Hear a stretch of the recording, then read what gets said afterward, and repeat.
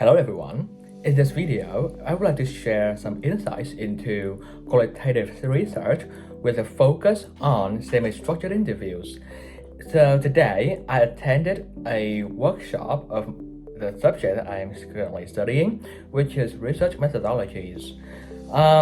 In the session, I had a chance to interview my lecturer, Dr. Martin Nixon, who is an enthusiastic, kind, and supportive lecturer. He is brilliant and awesome. In the session, he gave us an opportunity to conduct an interview with him to answer this really simple research question. It's simple because we are currently studying research methodology. It goes like, how do lecturers perceive their roles in a 3-hour workshop in higher education? So that is the question. We discussed several questions using, the different ontological views. My view is constructivism. So I gave him one question before probing to gather more data. Before you watch the video recorded by my friend Thuy Nguyen, please remember to pay attention to my language, gesture, posture, and any other aspects during the interview. After that, we will discuss several important insights so that we can conclude this video. Now let's get started. Hello. My name is Anh-Duc. I am a master's student at the University of Home. Thank you so much for your time in this project, which is about lecturer perceptions of their role in higher education using the perspective of constructivism. As stated in the consent form, your participation is voluntary and everything here is confidential. So are you ready for? Yes. Thank you very much. So the first question is, can you please describe yourself while you teach research methodologies in the 3-hour workshop? Can I describe how? Yes, of course. How I teach research methodologies? The teaching approach? So I'm a TESOL lecturer actually, and I'm also a TESOL activist, and I believe in something called participatory TESOL.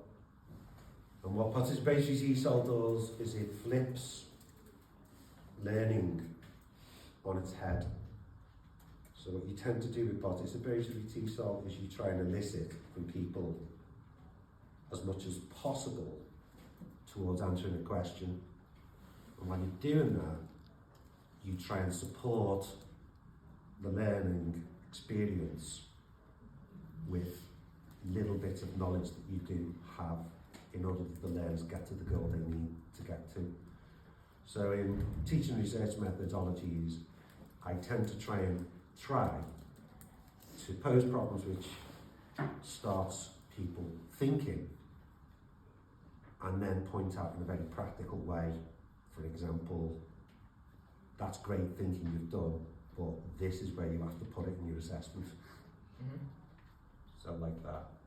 So is your approach different or similar to many of other lecturers at the university?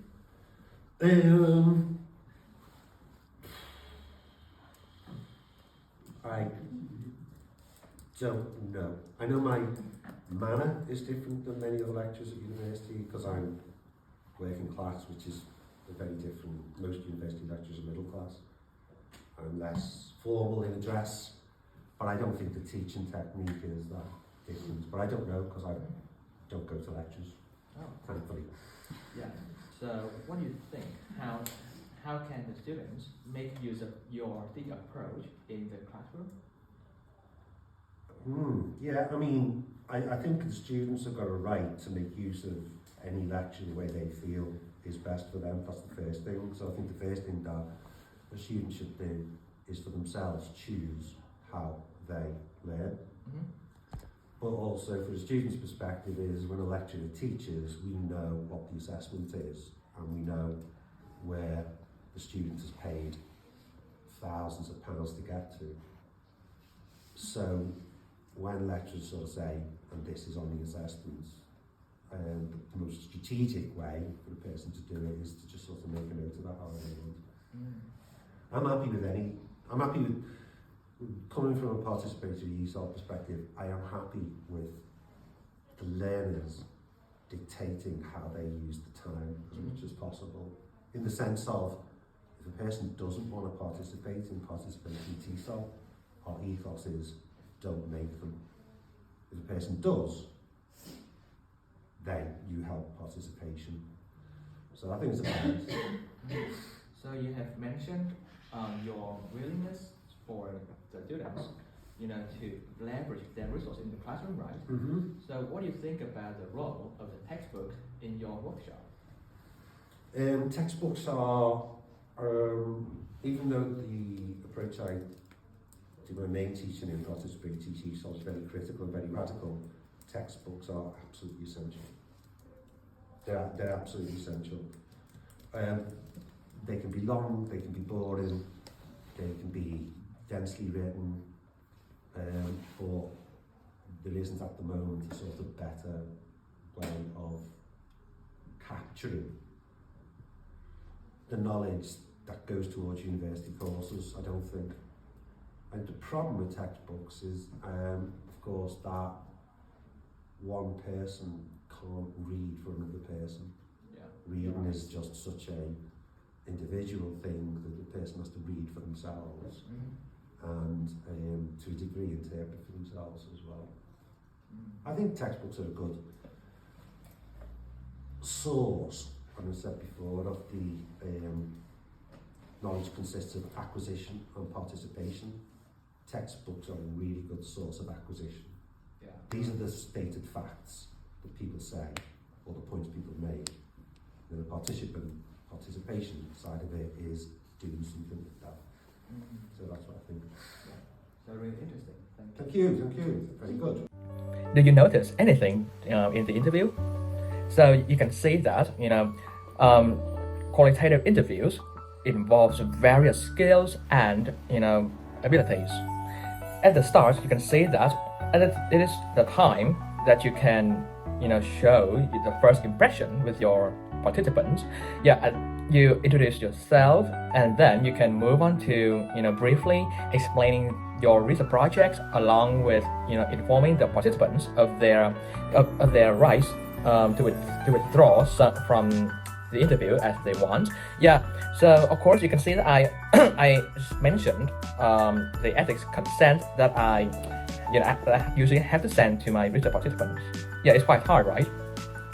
So essentially, interviews in research require you to build rapport with the participants, irrespective of who they are. At the start, if you are really happy and open, of course, your participants can feel really comfortable. So as initially, I intended to delve into his background, of course, which I often do in order to better explore his experiences. Due to the limited time, I could only ask the required question in the session. So you can see that we are